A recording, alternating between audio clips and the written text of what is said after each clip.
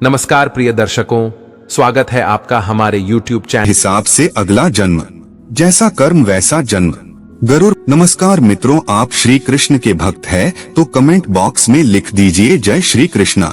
गरुड़ पुराण के मुताबिक मृत्यु के बाद मनुष्य को कौन सा जन्म मिलेगा, यह उसके कर्म पूर्व जन्म के कर्मों पर निर्भर करता है।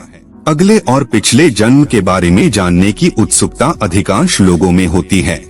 अगले जन्म को लेकर लोगों के मन में जिज्ञासा होती है कि वे मनुष्य बनेंगे या पशु या फिर कीड़े मकोड़े, यदि इंसान बनेंगे।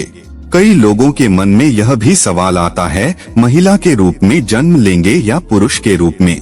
हिंदू धर्म में ऐसा उल्लेख मिलता है कि जो इंसान जन्म लेता है उसकी मृत्यु अवश्य होती है। परंतु क्या आप जानते हैं कि मनुष्य मरने के बाद कौन सी योनि में जन्म लेता है? गरुड़ पुराण हिंदू धर्म के महापुराणों में से एक है।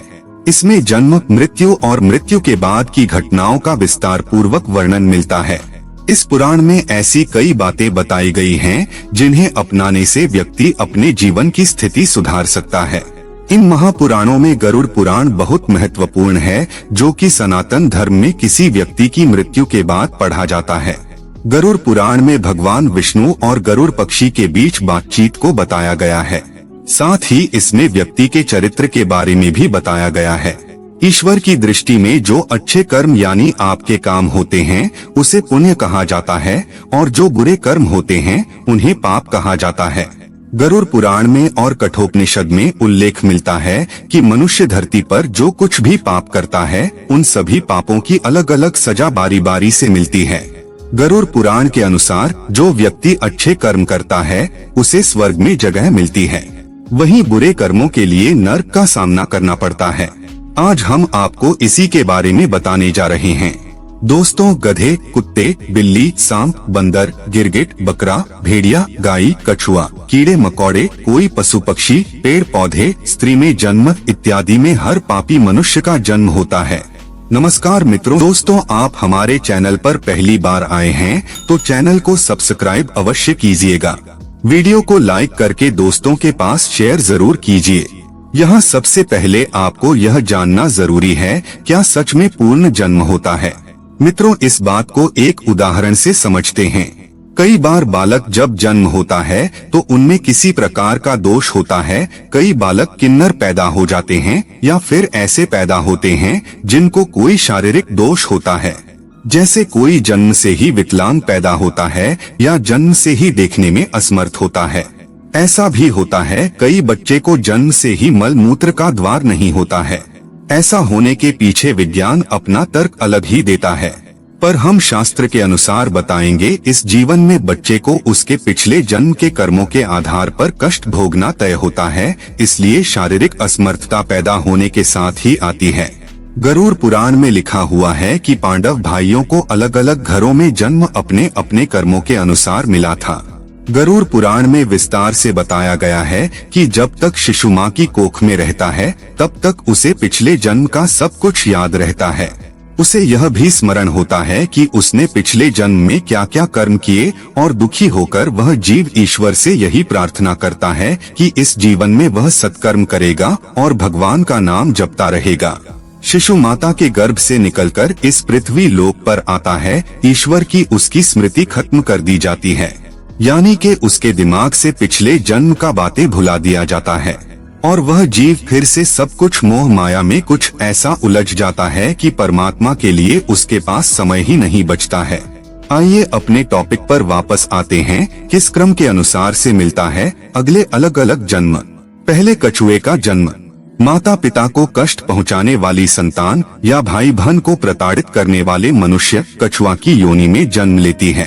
कई बार गलत कार्य करने वाले यह सोचते हैं कि कोई उन्हें देख नहीं रहा है, इसीलिए कई बार लोग ऐसे पाप कर देते हैं जिनके गंभीर परिणाम इस जीवन अलावा अगले जीवन में भी भुगतने पड़ते हैं। दोस्तों, कछुए का जीवन काल बहुत लंबा होता है। कछुआ 20 या 30 साल नहीं जीता, बल्कि उसका जीवन काल 200 से 300 वर्षों के बीच का होता है, यानी कि इस अपराध की सजा बेहद लंबी है और बहुत कठिन है। स्त्री का जन्म किसे मिलता है?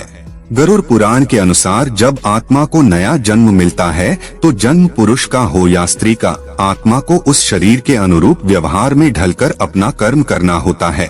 शरीर के जरिए कर्म करके ही एक आत्मा अपने जन्म के उद्देश्य को सार्थक भी बना सकती है और निरर्थक भी।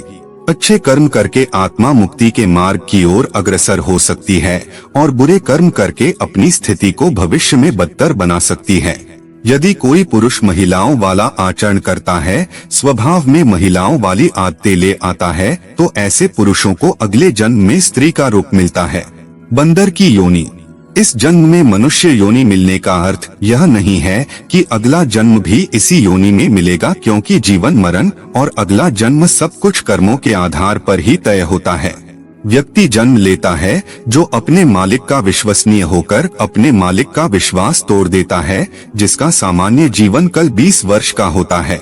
दोस्तों, धर्म ग्रंथों में इसके पीछे का कारण कर्म फल दोष बताया गया है। गरुड़ पुराण में मनुष्य के हर कर्म का लिखा जोखा दिया गया है, जो कि केवल उसके पाप पुण्य का निर्धारण करते हैं, बल्कि मरने के बाद मिलने वाली सजा और अगले जन्म की योनि के बारे में भी बताते हैं। जो व्यक्ति लूटपाट, जानवरों का सताना और शिकार करके अपने परिवार का पालन पोषण करता है, उसे अगले जन्म में किसी कसाई के हाथों मृत्यु प्राप्त होती है, यानी वह जानवर का जन्म लेता है। गरुड़ पुराण के मुताबिक जो व्यक्ति मृत्यु के समय भगवान का नाम लेता है तो भगवान उसकी मुक्ति का मार्ग खोल देते हैं। यही वजह है कि शास्त्रों में मरते समय राम नाम लेना महत्वपूर्ण बताया गया है। अगला है गधे का जन्म कौन भोगता है। अब यहाँ आता है कर्म फल सिद्धांत। दोस्तों, गरुड़ पुराण के अनुसार अपने सच्चे मित्र का अपमान करने वाला गधे की योनि भोगता है। गधे का जीवन काल 25 से 30 वर्षों का होता है। अगर आपका पाप क्षमा के योग्य रहा होगा तो कर्म फल सिद्धांत के अनुसार आप गधे की योनि से जल्दी ही मुक्त होकर एक साधारण मृत्यु को प्राप्त हो जाएंगे। कुत्ते के जन्म किसको मिलता है। गरुड़ पुराण में जीव के द्वारा किए जाने वाले कई तरह के पापों और उन पापों के निमित्त जो भी सजा दी जाती हैं, उसके बारे में भगवान विष्णु ने विस्तार से बताया है। धर्म का अपमान करने वाले, पूजा पाठ न करने वाले, जो व्यक्ति धर्म, वेद, पुराण जैसे धार्मिक ग्रंथों का अपमान करता है, हमेशा धर्म का विरोध करता है, ईश्वर के प्रति श्रद्धा भाव नहीं रखता, गरुड़ पुराण के अनुसार ऐसे लोगों का अगला जन्म श्रान यानी कुत्ते के रूप में होता है। कीड़े मकोड़े की योनि। दूसरों की निंदा करने वाला, बुरा बर्ताव करने वाला कीड़े मकोड़े के रूप में ही जन्म लेता है। यह एक ऐसी योनि है जिसमें आप कितने भी प्रतिभाशाली हो, आपने कितना भी हुनर क्यों ना हो, आपको सम्मान कभी नहीं मिलता। उदाहरण के लिए एक चींटी को ही ले लीजिए, नीचे गिरती है, फिर चलती है और मंजिल तक पहुँचे है। हम सबको इस धरती पर अलग अलग योनियों में तब तक जन्म लेना पड़ता है जब तक कि हमको मोक्ष की प्राप्ति नहीं हो जाती। जो व्यक्ति अपनों से लिया हुआ धन वापस नहीं करता या उनसे धन अर्जित करता है, मकोड़े की योनि में जन्म लेता है। योनियों का जीवन काल कितना लंबा होगा वह व्यक्ति के कर्म फल पर निर्भर करता है। छछूंदर का जन्म किसे मिलता है। जो व्यक्ति किसी चीज को चोरी करता है वह तोता बनता है। वही सुगंधित पदार्थ की चोरी करने वाला व्यक्ति छछूंदर के रूप में जन्म लेता है। किंतु यदि अपराध चोरी से बड़ा हो तो और भी कष्टदायी योनि प्राप्त होती है। किन लोगों का होता है उल्लू में पुनर्जन्म। अपनी चालाकी के चलते जो लोग दूसरों को मूर्ख बनाकर ठगी करते हैं और उनका लाभ उठा लेते हैं या काम निकलवा लेते हैं, ऐसे लोगों को मृत्यु के बाद नरक में स्थान मिलता है। साथ ही ऐसे लोग अगले जन्म में उल्लू के रूप में जन्म लेते हैं। जो व्यक्ति पराई स्त्री से संबंध बनाता है उसे कौन सा योनि भोगना पड़ता है। जो व्यक्ति पराई स्त्री से संबंध बनाता है उसे नरक में जाना पड़ता है। गरुड़ पुराण के अनुसार ऐसे पुरुष को वहाँ उसे कई कष्ट भोगने पड़ते हैं और इसके बाद उसे अलग अलग योनियों में एक के बाद एक कई जन्म लेने पड़ते हैं। वह सबसे पहले भेड़िया बनता है, फिर एक कुत्ते के रूप में जन्म लेता है, उसके बाद सियार, फिर गिद्ध, फिर शाम, फिर कौवा और अंत में बगुला बनता है। इन सब योनियों के कष्ट उसे फिर से मनुष्य करने की प्राप्ति होती है। ऐसी शादीशुदा महिला जो किसी गैर मर्द के साथ संबंध बनाती है उसे नरक की यातनाएं भोगनी पड़ती है और ऐसी महिला अगले जन्म में छिपकली, सांप या फिर चमगादड़ के रूप में जन्म लेती हैं। लेकिन जो व्यक्ति किसी स्त्री के साथ जबरदस्ती संबंध बनाता है उसे तो नर्क भोगने और कई योनियों में जन्म लेने के बाद मनुष्य योनि में किन्नर के रूप में जन्म मिलता है। फजुल के गाली गलौज करने वाले को कौन सा योनि मिलता है। दोस्तों, माना जाता है कि कंठ में माँ सरस्वती वास करती हैं।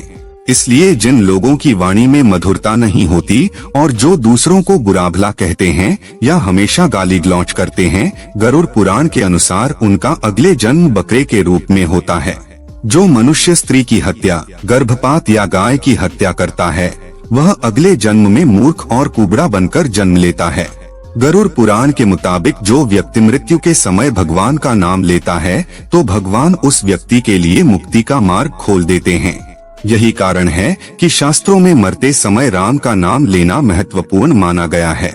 गरुड़ पुराण में बताया गया है कि जो व्यक्ति अपने बड़े भाई का अपमान करता है, समाज के सामने उसे लज्जित करता है, अगले जन्म में वह व्यक्ति कौन नामक पक्षी के रूप में जन्म लेता है। इस योनि में उसे 10 वर्षों तक का कष्ट भोगना पड़ता है, उसके बाद ही उसे मनुष्य योनि प्राप्त होती है। गरुड़ पुराण के अनुसार दूसरों के लिए अच्छा सोचने वाला, धर्म को मानने वाला, धार्मिक गमे विश्वास रखने वाला, पशुओं से प्रेम रखने वाला, माता पिता का आदर सम्मान करने वाला, अपने गुरु के द्वारा बताए गए मार्ग पर चलने वाली जीव आत्मा स्वर्ग में जाती है और अपने लिए मोक्ष के दरवाजे खोल लेती है।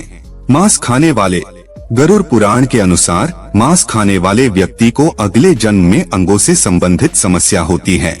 मदिरा या शराब पीने वाले के दांत काले होते हैं और जीभ के स्वाद के कारण न खाने वाली चीजों को खा लेने वाला ब्राह्मण जलोदरी, पेट में पानी भर जाने की बीमारी के चलते पेट फूलना बनता है। दूसरों का ध्यान किए बिना मीठा खाने वाले को गले से संबंधित बीमारियां रहती हैं। श्राद्ध के समय में अशुद्ध दान देने वाले लोगों को कुष्ठ रोग होता है।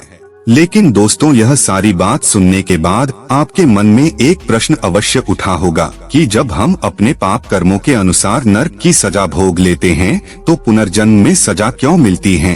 क्यों हमें मनुष्य जन्म नहीं मिलता है? इस प्रश्न का उत्तर भगवान विष्णु ने अपनी वाहन पक्षीराज गरुड़ को स्पष्ट बताया, जो कि गरुड़ पुराण में है। आइए जानते हैं।